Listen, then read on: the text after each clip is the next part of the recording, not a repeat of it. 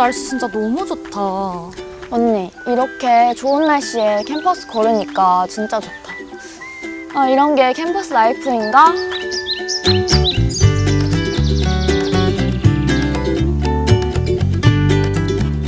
아유, 좀만 더 버텨봐. 나도 너처럼 생각할 때가 있었는데 나 때는 말이야. 요즘 입시는 언니 때랑 또 다르거든? 야, 다르긴 뭐가 달라. 입시는 말이야 전략이야, 전략. 지피지기면 백전백승. 몰라? 안 그래도 열심히 찾아보고는 있는데 어렵네. 인하대학교 지원하기 전에 꼭 확인해야 되는 주요 체크포인트 같은 거 있잖아. 2026학년도 대입 전형 꼭 확인해야 할 주요 체크포인트 중요하죠? 누구세요? 저는 인하대학교 박소윤 입학사정관입니다. 제가 정확하게 설명드릴 수 있어요. 먼저 학생부 종합전형에 변화가 있습니다. 인하대학교 인하미래인재 전형은 올해부터 서류형이 새롭게 신설되어 면접형과 서류형 두 가지 유형으로 나누어 운영하게 되었습니다. 학생들은 자신에게 유리한 전형으로 지원할 수 있습니다. 다음은 학생부 교과 전형입니다.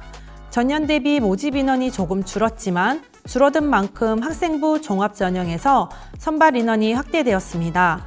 참고로 작년에 20명을 모집하던 자유전공학부는 올해 22명으로 증원되었습니다. 논술 우수자 전형도 한번 체크해 볼게요. 논술 점수의 실질적인 영향력이 강화되었습니다.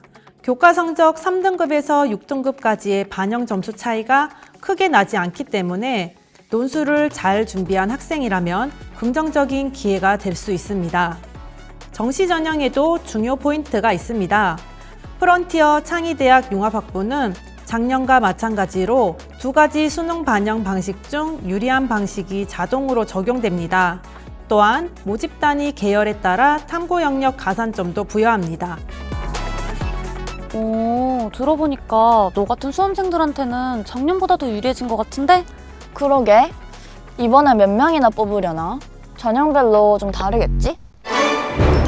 인하대학교는 총 3,952명의 신입생을 선발할 예정입니다.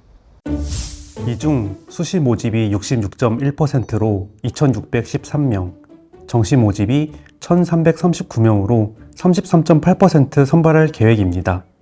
수시 모집의 경우 학생부 종합, 학생부 교과, 논술, 실기 실적 전형으로 구성되어 있으며 학생부 종합 전형으로 많은 학생을 선발할 예정입니다. 정시 모집의 경우 수능, 실기 실적 전형으로 구성되어 있습니다. 본 모집 인원은 상황에 따라 변경될 수 있으니 최종 모집 요강을 반드시 확인해 주세요. 근데 누구세요? 안녕하세요. 인하대학교 입학사정관 장명주입니다. 대입과 관련한 다양한 정보들을 알려주고 있죠.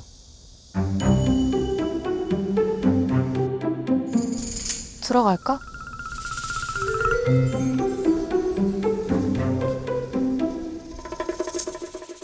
그거 들었어?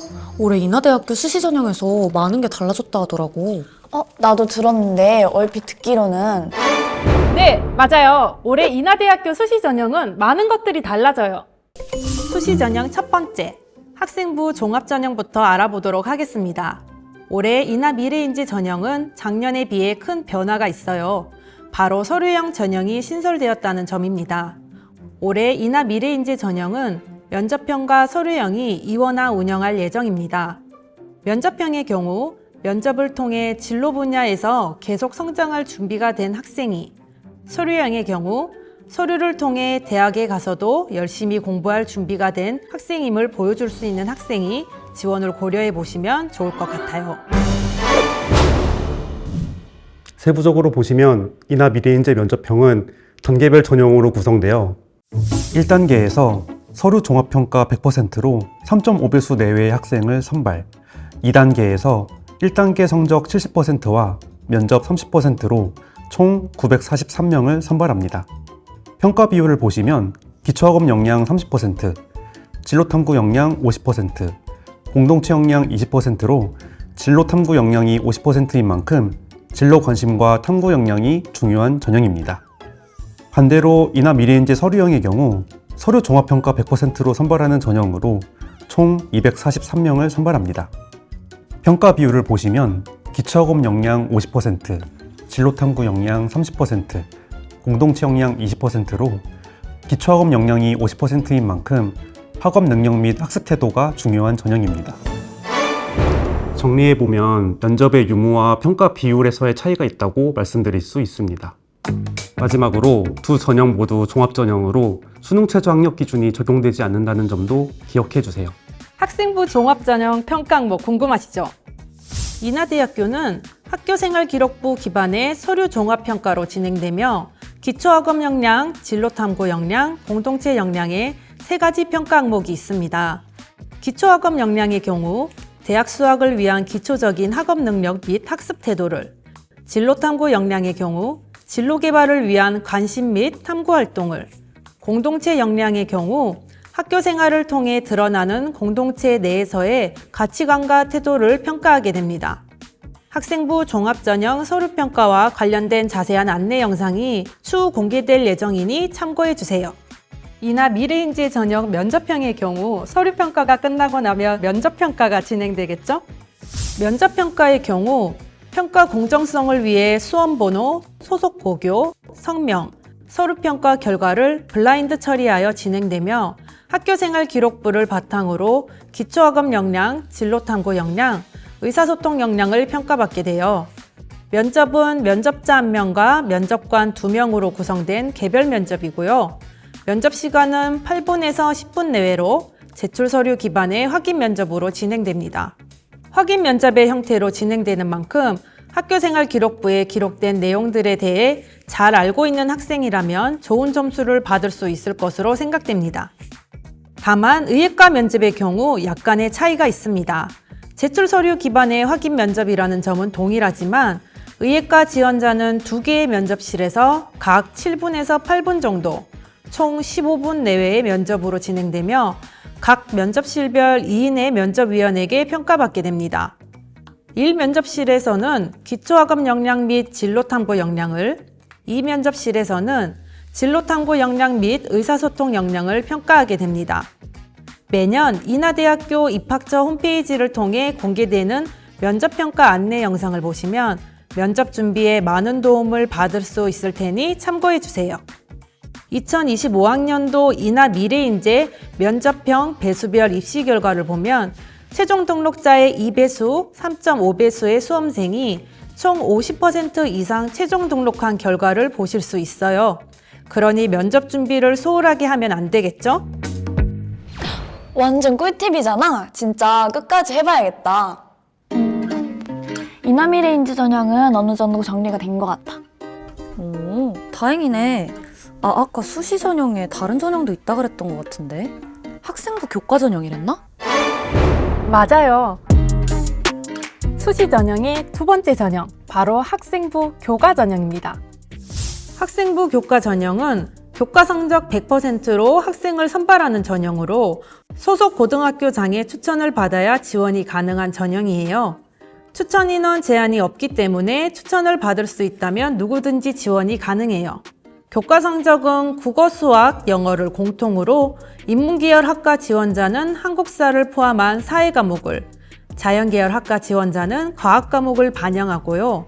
자유전공 융합학부 지원자의 경우 국어, 영어, 수학, 사회과학 전 과목을 반영한다는 점 꼭 기억해 주세요.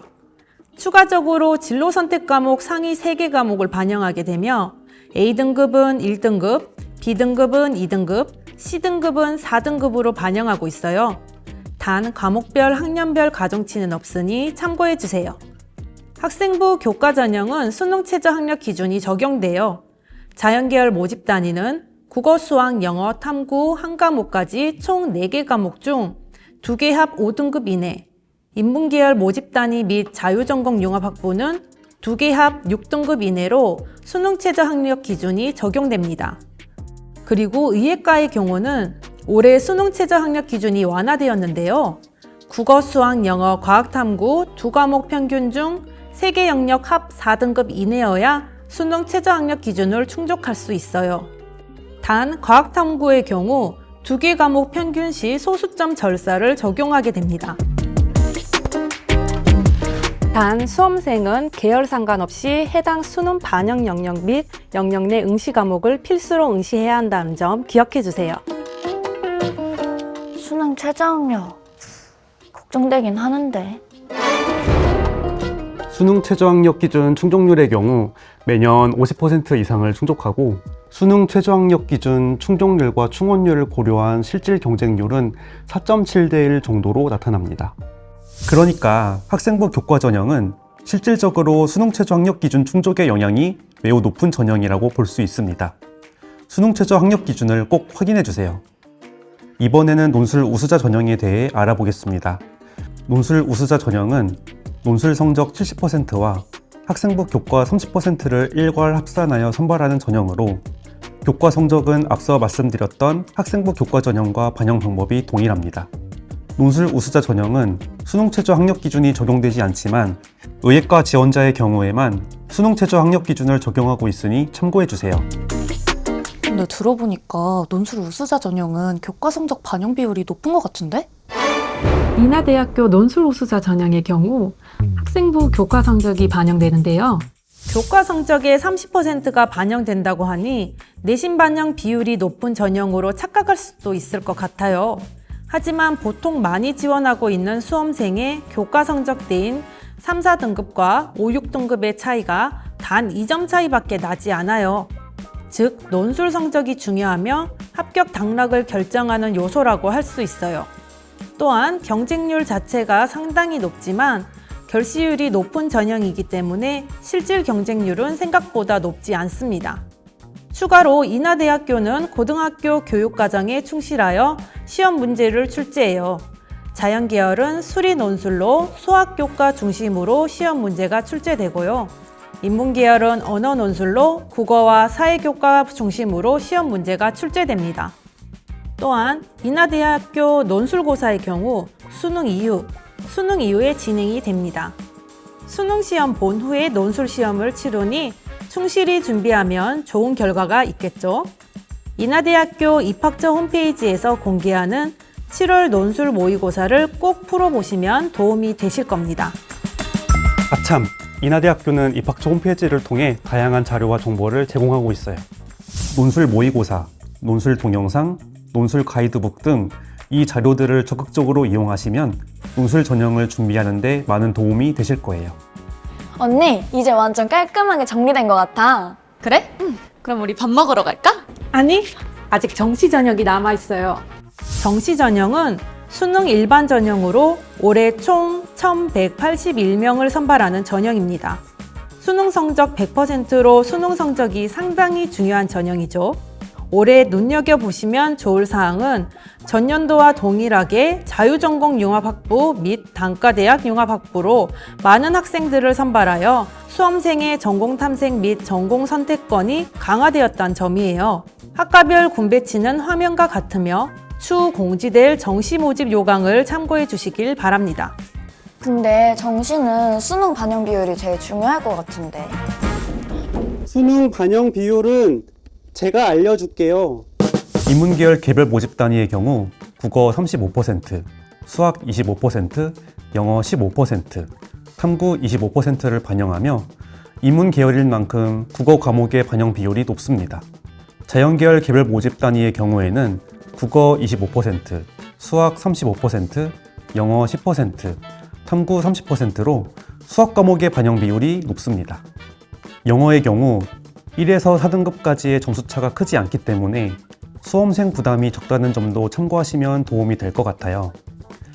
융합학부의 경우 인문계열과 자연계열 융합학부를 나누어 수능 점수를 반영하고 있어요. 인문계열 융합학부의 경우 국어 비율이 큰 A 유형과 탐구 비율이 큰 B 유형으로 나누어 수험생에게 유리한 환산 점수를 반영하고 있습니다. 자연계열 융합학부 또한 수학 비율이 큰 A 유형과 탐구 비율이 큰 B 유형으로 나누어 수험생에게 유리한 환산 점수를 반영하고 있으니 이 점 참고해 주세요. 수능 일반 전형의 경우 인문, 자연, 융합학부 모두 국어, 수학, 영어, 탐구 과목을 반영합니다. 국어의 경우 화법과 작문, 언어와 매체 중 한 과목을 택하여 응시하고 표준 점수를 반영하고 있으며 수학의 경우 미적분, 기하, 확률과 통계 중 한 과목을 택하여 응시해야 하며 역시 표준 점수를 반영하고 있습니다. 영어의 경우에는 등급별 환산 점수를 반영하며 탐구의 경우에는 사회, 과학 구분 없이 두 과목을 택하여 자체 변환 표준 점수 평균을 반영합니다. 융합학부의 경우 인문 또는 자연계열 융합학부로 나누어지며 선택별 가산점은 화면과 같이 적용되니 참고해주세요. 마지막으로 인하대학교 입학 전은 홈페이지를 통해 대입 준비에 필요한 다양한 자료를 제공하고 있어요. 오늘 어땠어? 진짜 너무 도움됐어. 완전. 진짜? 응. 파이팅! 너도 할 수 있어.